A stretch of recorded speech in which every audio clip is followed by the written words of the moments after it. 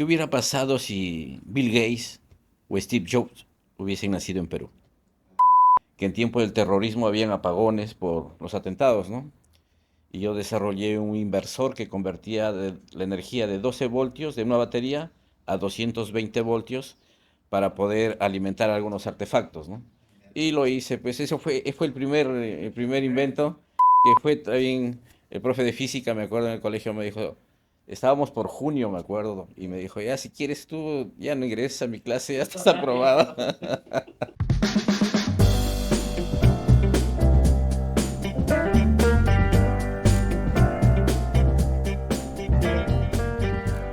En este episodio tenemos a Rodolfo Ortiz. Él es un cajamarquino de corazón, es investigador científico, inventor, ha ganado diferentes premios en nuestro país y en el exterior.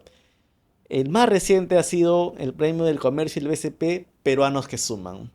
Una competencia entre muchos ciudadanos que también generan mucho impacto y en donde él ha sido reconocido.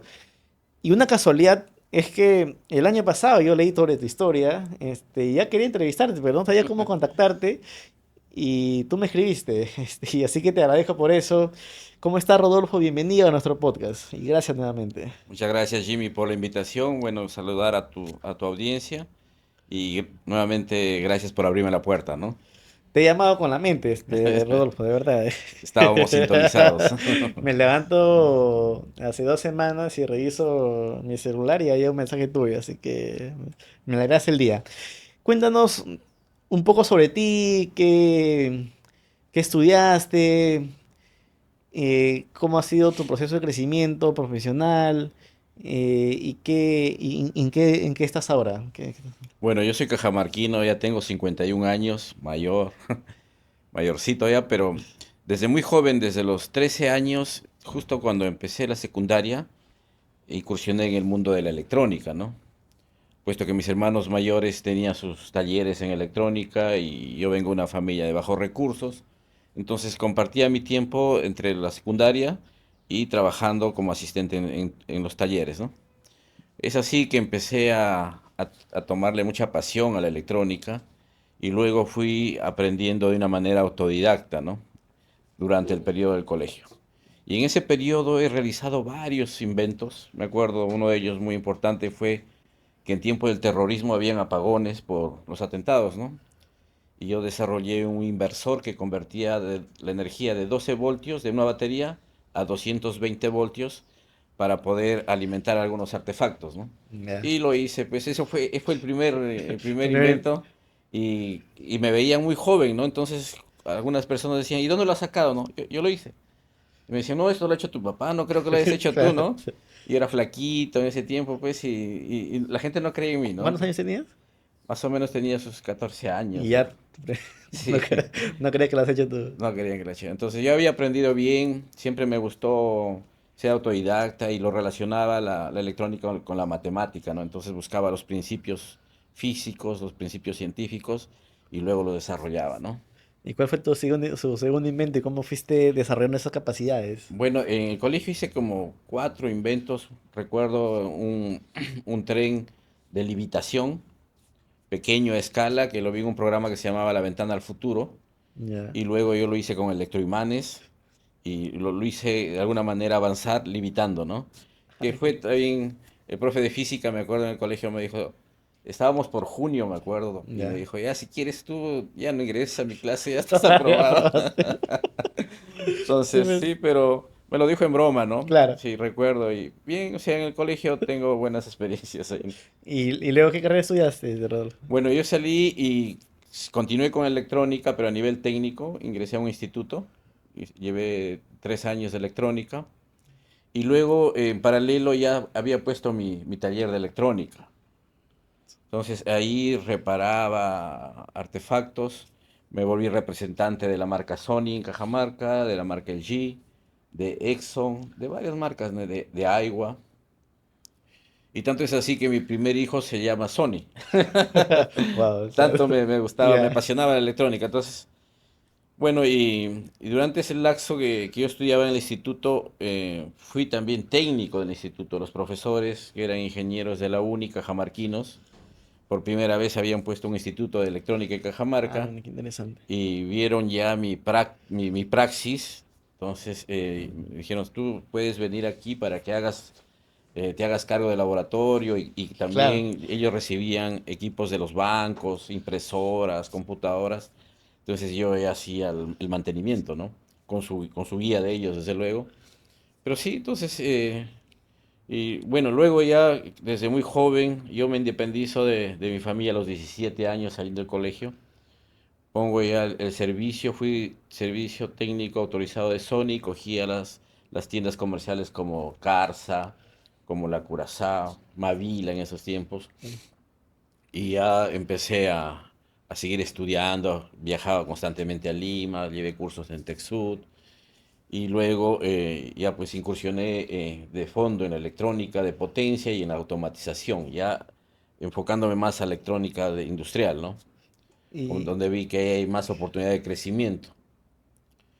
Más adelante ingresé a la universidad, estudié la carrera de administración de empresas, porque necesitaba tu administrar enfoque, claro. mi pequeño negocio, necesitaba las herramientas que me permitan una mejor toma de decisiones y soy licenciado en administración de empresas, ¿no? ¿Y en qué momento eh, o sea, tenías, digamos, un negocio de electrónica? ¿Y cómo te fuiste aventurando de nuevo en hacer más inventos? Porque tú no has parado de hacer inventos. ¿Y ya en qué momento ya, digamos, en esa fase ya no de niño, sino ya con veintitantos años de repente creaste otro aparato? Porque sé que en pandemia has creado un respirador artificial y luego también un purificador de agua, que me gustaría más adelante poder ahondar en ese detalle. Claro. Bueno, yo me especialicé en brindar soluciones Ya. y muchos años después me volví contratista minero y me acuerdo que en Yanacocha, donde yo prestaba mis servicios, tenían un cuello de botella en un proceso, ¿no? Trabajábamos en las cabinas de los camiones y necesitaban medir la hermeticidad de la cabina, porque muchas veces el operador, pues, le ingresaban gases, polvos, partículas y le afectaba a su salud, ¿no? Entonces, para ello tenían que importar una mecha de humo que se llama y no lo podían hacer porque estaba considerado como un explosivo. Y el superintendente de mantenimiento me dice, Rodolfo, me dice, ¿qué solución le damos, no? Entonces, como yo ya venía del campo de la electrónica y muchas veces había dado mantenimiento a equipos de discotecas, me acordé de la máquina de humo, pues, de la Claro. glicerina líquida, ¿no? Entonces hicimos unas pruebas, llevé esta máquina de humo a las cabinas y tuvo un éxito tremendo, ¿no? Tanto es así que ahora creo que a nivel nacional ya usan esa máquina de humo, ¿no? Ah, mira, Sí, para poder probar la hermeticidad de la cabina. Pues eso ha sido por los años 2006, por ahí, ¿no? Y bien, y así una serie de, de trabajos que se han realizado ya como empresa, donde se aplica la creatividad, la curiosidad. Es bueno cuestionarse y ver otras maneras de solucionar los problemas, ¿no? esa es Entonces, la... Tú viste la entrevista que hemos hecho con Máximo San Román que decía, ¿no? Que él también te arregla todo tipo de máquina y decía, tiene que ser curioso, ¿no? Tiene que ser así es, observador. observador. Y estoy viendo que ese mismo proceso tú también lo aplicas, ¿no? Y con buenos resultados. Es un patrón, ¿no? O sea, yo creo que muchas veces el sistema educativo nos sesga a ser memoristas, a tener un sesgo, digamos, muy que se ajusta mucho a los parámetros, pero que esto a su vez también te quita la facilidad de poder ver los problemas de un enfoque integral, ¿no? O sea, ver otras alternativas. Y es algo que en lo que yo siempre, como empresario en el sector de servicios, siempre he tratado de dar soluciones a los problemas que tenían mis clientes, ¿no? Y ya en la última década, de repente, antes de pandemia, trabajaste el respirador. ¿Tuviste otro caso, digamos, de creación o ya te enfocaste netamente en tu trabajo? Y si me puedes contar, si no, sobre el respirador que trabajaron en pandemia. Bueno, yo en el 2015 viajo a Colombia a un curso de especialización en metrología biomédica, Wow. ¿no? Entonces estuve llevando cursos, porque en el Perú todavía no se estandarizaba, no se normaba estos aspectos de la metrología biomédica, entonces ahí pude incursionar bastante en el tema biomédico, ¿no? Sí. Luego, con mi empresa dábamos servicio a algunos hospitales en temas electromecánicos, en temas de equipos biomédicos. Y ya cuando se da la pandemia y se ve toda esta problemática y en la primera etapa de la pandemia los ventiladores mecánicos eran cruciales. A nivel mundial había una escasez tremenda, ¿no? Sí. Entonces, y ya para ello yo formaba parte de una red de electrónicos de Latinoamérica, ¿no? Entonces, un amigo una noche me escribe, me envía un messenger y me dice, Rodolfo, ¿has visto este modelo que está sacando el MIT, el Instituto de Massachusetts? Ya. Y lo miro, pues, y efectivamente era un ventilador para emergencias, ¿no? Pero como toda la cadena de suministro estaba, pues, cerrada por la pandemia, todo estaba cerrado, era difícil replicarlo. Y yo, con mi hijo mayor, comentando, le digo, vamos a hacer un prototipo, ¿no? Pero no había toda la tarjeta electrónica, no había el cerebro. Entonces me puse a diseñar una noche la tarjeta electrónica en función a circuitos operacionales, se llama OPANS, y desarrollo un circuito PWM, modulación por ancho de pulso, para generar las oscilaciones que se necesita para este equipo que es el ventilador mecánico, ¿no? Entonces desarrollo la tecnología, se desarrolla mi tarjeta y lo hago con un sistema electroneumático que activa una bolsa AMBO. Estamos felices de contarles que este 16 de diciembre tendremos nuestro cierre de temporada. Después de haber hecho más de 40 episodios donde todos ustedes han sido protagonistas, ayudándonos a que nuestro contenido llegue a más personas, tendremos una edición en vivo donde invitaremos a algunos de nuestros gurús para hacerle un doble clic en las historias y ustedes pueden hacer también preguntas. Entérate cómo participar en el siguiente link. Ramón Barúa, ex CEO del grupo Intercore, Máximo San Román del grupo Nova, Hero Vicapoma de Rock Drill y otros más. Estamos preparando toda una experiencia para todos ustedes y nos vemos este diciembre. Lo hago con un sistema electroneumático que activa una bolsa AMBO. Y hago un prototipo básico, ¿no? Básico. Lo hice en 2 días. Pero lo hice para tratar de ver la viabilidad del proyecto, ¿no? Entonces, mi esposa me dice, hay que subirlo a las redes para ver qué respuesta tiene, ¿no? Pues fíjate, lo subimos más o menos 10:30 de la noche y a las 3 de la mañana me timbraban el celular, ¿no? Entonces yo no hacía caso, pero ya cuando veo insistencia, digo, puede ser, pensé, podría ser algo grave, de repente, algún familiar, algo, ¿no? Cuando era un amigo periodista me dice, oye, Rodolfo, ¿qué has hecho? Me dice, mira, entra a tus redes. Y entro y tenía como 600 compartidos ya en menos de 3 4 horas, ¿no? Total que se viralizó y empezaron a llamarme de todas partes del Ministerio de Salud, me llamaban de diferentes fuentes, ¿no? De aquí, del sector salud de Lima. Y bueno, entonces me invitaron a viajar a Lima, traje el ventilador por los días fines de abril de 2020 y hicieron la presentación de 3 prototipos aquí en la Pontificia Universidad Católica del Perú. Estaba el ventilador que había desarrollado la Universidad Católica, estaba el ventilador que había desarrollado la Marina de Guerra y estaba el ventilador de Rodolfo Ortiz, ¿no? Bueno, el hecho es que se pasaron todas las evaluaciones de ingeniería y el ventilador pues cumplía, ¿no? Por ello que también el doctor Macé en su programa lo sacó y él con su experiencia por haber sido médico que atendía emergencias dijo, este ventilador funciona, ¿no? Y es así que nosotros nos hicimos conocidos con este proyecto y este prototipo que no se pudo lograr concretar. Sí, no se pudo llegar a fabricar puesto que se necesitaba pasar ensayos clínicos, ¿no? Y realmente ahí fue un cuello de botella, un proceso, ¿no? Sí. En el Perú no hay ese sentido de urgencia, ¿no? Cuando yo tengo un recuerdo que lo voy a llevar y siempre lo comento, es que conversé por teléfono con ese cargo en ese momento con la directora del DIGEMIT, que era la doctora Hildebrand, ¿no? Y me dijo, señor Ortiz, me dijo, su ventilador, no le podemos dar la autorización, ¿no? Y le dije, ¿por qué, doctora? Porque puede haber la probabilidad de que afecte el tejido pulmonar de algún paciente, ¿no? Entonces yo me quedé callado un instante, le dije, es cierto, puede existir esa probabilidad. Entonces, por esa probabilidad, hay que dejar de certeza de que ese paciente muere. Porque este ventilador mecánico era un ventilador para emergencias, o sea, no pretendía competir con un ventilador de alta gama, pues, ¿no? Pero si bien es cierto, era un plan B para ese paciente que dejaba de ser atendido para atender a otro que tenía más posibilidades de vivir, ¿no? Entonces, para un paciente de unos 60, 70 años, que muchas veces los desconectaban para atender a un paciente de 30 años que tenía más probabilidad de supervivencia, para ese paciente hubiese representado no solamente esa esperanza de vida, sino hubiese representado esa posibilidad de vivir, ¿no? Pero sin embargo, ese sentido de urgencia falta aquí en el Perú. Y eso viene por parte de nuestra idiosincrasia, de pensar que todo lo que viene de afuera siempre es mejor, y por ello es que vamos a ser un país netamente dependiente tecnológicamente del extranjero, ¿no? Y yo creo que en ese aspecto hay todavía mucho por trabajar. ¿Qué hubiera pasado si Bill Gates o Steve Jobs hubiesen nacido en Perú? Ah, interesante.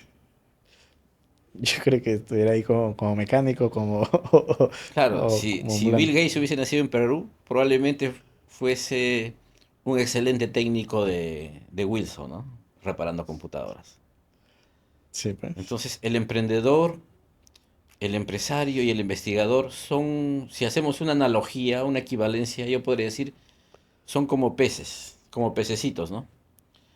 Pueden ser hermanos, haber nacido y ser de la misma especie, pero si a uno le pones en una pecera pequeña de 0,5 metros cúbicos como su ecosistema, y a otro lo pones en un reservorio, y luego de un tiempo tú los sacas, vas a ver que uno ha podido crecer a 50 centímetros y el otro ha podido crecer a 3 centímetros.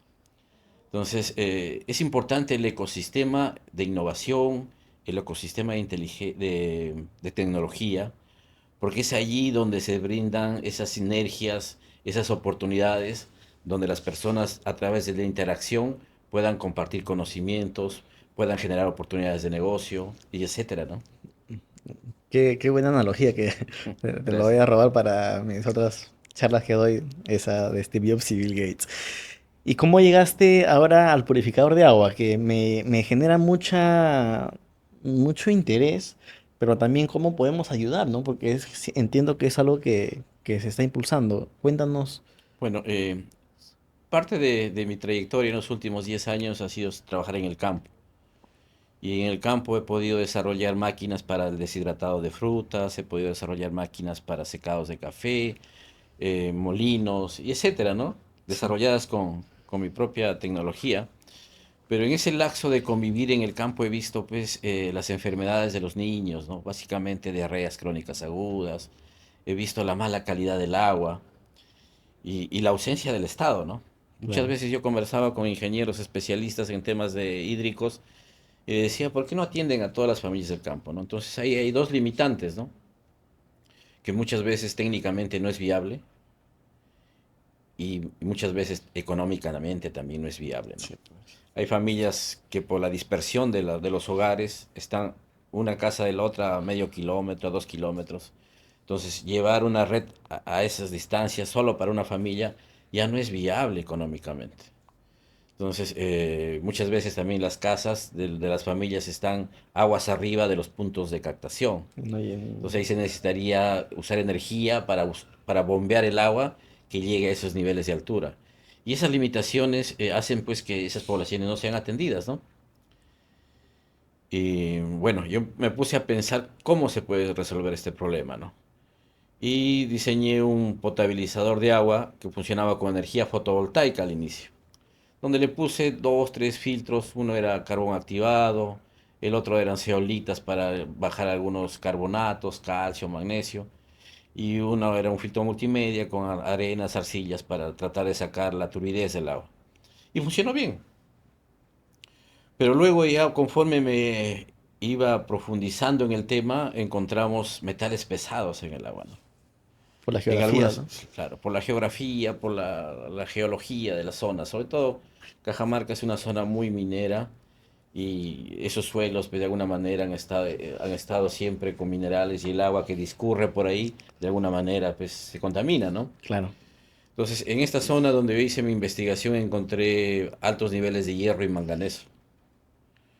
Entonces, el tema es que en el campo tú no le puedes poner un filtro que le dure 3 meses porque no es viable económicamente, pues. Entonces, ahí fue donde me puse a investigar la generación de ozono para poder resolver este problema. Y para hacer un generador de ozono se necesita llevar el voltaje a niveles muy altos, 30.000, 45.000 voltios, ¿no? Y hay a frecuencias altas, estamos hablando de 20, 30 kilohertz. Entonces yo desarrollé una tarjeta, que es un circuito oscilador estable, que me levantaba la frecuencia a 30 kilohertz y luego a través de un sistema de flybacks, un sistema de elevadores de tensión, llegué a ese nivel de voltaje. Se generó el generador de ozono y a través del generador de ozono tú generas el cuarto estado de la materia, que es el plasma. No. Entonces, cuando el aire que contiene oxígeno pasa por ese arco de plasma, se carga de un átomo más. Entonces, el O2 se convierte en O3. Y ese ozono es un oxidante muy potente. Normalmente se lo usaba para eliminar todo tipo de microorganismos. Como es un oxidante muy potente, Claro, me es imagino tres que mil limpia veces más todo. potente que el cloro. Entonces desinfecta, te mata virus, Sí, bacterias, bien bravo. hongos, parásitos, todo te mata. Pero ya en la oxidación avanzada se logró oxidar el hierro y el manganeso, que están solubles en el agua, que están disueltos, los oxida y luego los vuelve coloides, o sea, lo vuelve partículas muy pequeñas, que esos se precipitan a través de la floculación Y y ya. se separan del agua. Y eso, eh, no hace daño, digamos, a la persona. No hace daño porque el ozono es un gas inerte y que después se descompone nuevamente en oxígeno. Te dura más o menos 30 a 60 minutos. De O3 nuevamente pasa a oxígeno, ¿no? A O2. Y lo más bonito de esto que seguimos trabajando y seguimos haciendo investigaciones es que este manganeso, al volverse partículas, se vuelve óxido de manganeso y se forma una cama en el filtro. Y ese óxido de manganeso atrapa el arsénico y el plomo. Ah, O sea, de manera indirecta, con la oxidación avanzada, atacas, de manera directa atacas el hierro, el manganeso, el ácido sulfúrico, pero de manera indirecta atacas metales pesados, como el arsénico, ¿no? Entonces es una tecnología que lo están investigando muy, muy, muy profundamente los mexicanos, los estadounidenses, los coreanos. Y bueno, en mi caso yo lo estoy desarrollando con mis propios recursos porque hasta ahora nadie me apoya económicamente. He tocado las puertas de varias instituciones en Cajamarca, pero hay una indiferencia tremenda, básicamente el sector público, ¿no? Y es así que en el año 2021 gana el premio Humpy Cup, organizado por la Pontificia Universidad Católica del Perú y el ITP, el Instituto Tecnológico del Perú. El año pasado gané un premio que se llama Proactivo del sector minero. Y lo curioso que, modestia aparte, te comento, lo curioso es que es la primera vez en este premio que lo gana una persona natural, ¿no? Porque de las empresas. competí con minas Ya, y alguien por ahí cuando recibí el premio me dijo, el valor de este premio es que por primera vez lo gana una persona natural a una compañía, ¿no? claro. Bueno, en Arequipa, en Perumín, tuve la oportunidad de recibir este reconocimiento. Y este año, a raíz de todo mi trabajo, Peruanos que Suman, organizado por el BCP y el Diario Comercio. de Comercio, me nombran representante para la región de Cajamarca en este concurso, un curso a nivel nacional y en el cual nuevamente este proyecto Limpuyacu se llama, que significa agua pura con energía fotovoltaica y que ataca dos problemas, ¿no? El tema del agua potable, que no hay en las zonas rurales, y el tema de energía, que también no hay en las zonas rurales, ¿no? Entonces es increíble que en las zonas rurales solamente el 1% de la población, el 1% de la Wow. población, tenga acceso al agua potable. ¿Y qué tal te ha ido en las pruebas que has hecho has hecho pruebas, me imagino, en pueblos, en caseríos, en Sí, en una Cajamarca? comunidad en Cajamarca que está en Santa Rosa de Chaquil, distrito de La Encañada, ¿no? Las pruebas han sido muy buenas, los análisis han sido satisfactorios. pero igual vamos ahora a seguir avanzando con la investigación. Ya se sumó la Universidad Nacional de Cajamarca y la empresa Sauder. Estamos a vísperas de firmar un convenio para poder hacer más pilotos y hacer más prototipos para ir investigando los resultados de manera más, digamos, con más a escala, ¿no? Claro. También se sumó una empresa alemana a raíz de este concurso de proactivo. El año pasado el ingeniero Franz Husch, un alemán, y el ingeniero Carlos Loredo me contactan para firmar un convenio de transferencia tecnológica y traer también la tecnología alemana al Perú y a través de la cooperación internacional, en algunos casos, poder asistir a algunas comunidades, ¿no? Ah, pero qué interesante, porque también eso te va a permitir eh, validar más, digamos, el producto en muchas comunidades y qué óptimo sería que eso se pueda amplificar a todo el Perú, no tantas regiones, porque sucede en Cajamarca, pero sucede en Puno, sucede en gran parte de la sierra, de la selva también, y la costa incluso, que no se tiene agua potable, ¿no? Y a veces afecta tu salud, afecta el correcto desarrollo en caso infantil de las personas, y es todo una cola que te trae, ¿no? Cajamarca lidera, por decirte, de la región donde vengo y conozco porque he estado investigando, lidera las enfermedades de cáncer al estómago, porque básicamente hay un parásito que te genera ese problema, ¿no?, de salud, que se llama Helicobacter pylori, y que está presente en el agua de Cajamarca, ¿no? En el agua que no es tratada. Cajamarca también Mm. lidera la anemia infantil, la desnutrición crónica infantil.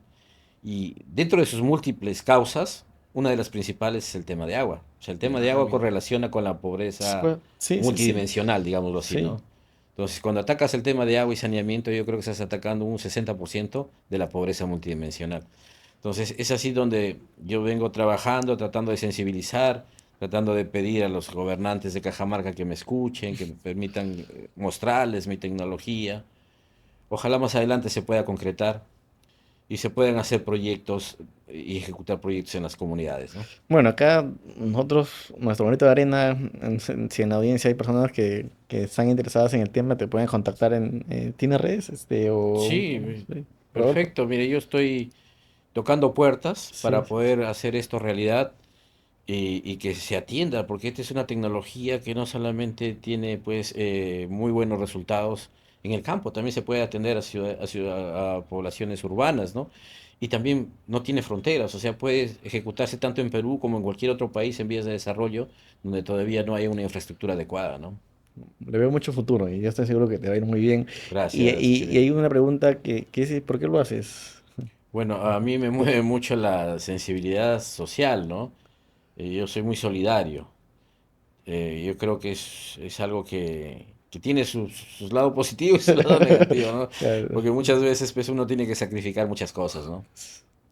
Entonces, en la pandemia, nosotros, un grupo de profesionales, constituimos un colectivo que se llama Colectivo Cajamarca Respira, y a través de este colectivo pudimos gestionar recursos para poder importar 2 plantas de oxígeno y hemos donado oxígeno a cientos de personas que en tiempo de la pandemia. Entonces, yo creo que eso es una forma de, una mística también, de poder sentirte útil a tu comunidad y de poder sentirte realizado, ¿no? Como persona y como profesional. Nada, te felicito de nuevo, Rodolfo. De verdad que encarnas muy bien, como te decía en la antesala, a los peruanos. Hay gente buena en este país y yo creo que Gracias, son la mayoría. Así gracias. que, de nuevo, si la audiencia está interesada en ayudar, en ver cómo forma de poder empujar todo esto, felices de que te puedan contactar, ¿no? Claro, en el Face Sí. está como Rodolfo Ortiz, igual en S- TikTok, Sí, le voy a... igual en LinkedIn, puedo Ya. darte mis números telefónicos y el que quiera sumarse a este proyecto o que quiera llevar esa tecnología a su comunidad, bien, ¿no? Podemos Lo voy a conversar. fijar en los comentarios, no, perdón, en la descripción del video, así que pueden darle clic ahí y se contacta con Rodolfo. Y ya para ir cerrando, Rodolfo, cuéntanos un poco toda esa experiencia que has tenido con el mentor, al final es un emprendedor también. ¿Qué reflexiones te deja y qué consejos puede darnos a los jóvenes, a los emprendedores que tú vas acumulando en la vida, ¿no? Que... Yo creo que el inventor tiene que tener algunos atributos. Uno de ellos es perseverar, ser constante, tener paciencia y poco miedo. Hay mucha gente muy hábil, muy preparada, pero no da el paso porque no quiere salir de su zona de confort, tiene miedo a la burla, tiene miedo al que dirán. Sí. Entonces, yo creo que para generar valor hay que tener valor. Entonces, en ese aspecto, y bien, o sea, parte de mi trabajo es también demostrarle a los jóvenes que en el Perú se puede hacer tecnología, que en el Perú se puede hacer ciencia. El peruano es muy ingenioso, ¿no? El peruano es trome. Sí. Entonces, lo que nos falta es esos espacios y apoyo, ¿no? Para poder concretar estas ideas locas muchas veces, ¿no? Nah, y creo que eres fuente de inspiración, Rodolfo. Y yo estoy Gracias. seguro que te animo a seguir creando contenido en redes para que más jóvenes, sobre todo que están en el colegio o que están estudiando, vean en ti una referencia y sigan tus pasos, ¿no? Porque yo siento que también necesitamos mostrar a nuestra juventud referentes, modelos a Claro. seguir, ¿no? Y pienso que ese es el camino. Así que muchas gracias por aceptar la entrevista, estimado Rodolfo, y felices de tenerte en nuestro espacio. Si nos puede dejar una reflexión final nada más a la audiencia. Bien, yo creo que nuestro país tiene muchas oportunidades. Tenemos que hacer ciudadanía activa, no pasiva, ver bien por qué líderes optamos, porque de ellos depende el destino de nuestros hijos y de nosotros, ¿no? Es importante, creo, darse un tiempito y pensar en el desarrollo de nuestro país, dejar un poco la farándula, dejar un poco a veces estar perdiendo el tiempo en cosas sin importancia y dedicarse un poco por el futuro de nuestro país. Mirar con esperanza, creo que se va a poder salir de esta etapa donde hay demasiada corrupción y donde probablemente en el futuro haya una nueva clase de liderazgos que nos permitan pues desarrollarnos como país, ¿no? Muchas gracias. Gracias a todos ustedes por vernos y si les gustó la historia de Rodolfo, compartan en todas sus redes sociales para que este segmento siga creciendo y así poder invitar a más personas de bien. Nos vemos.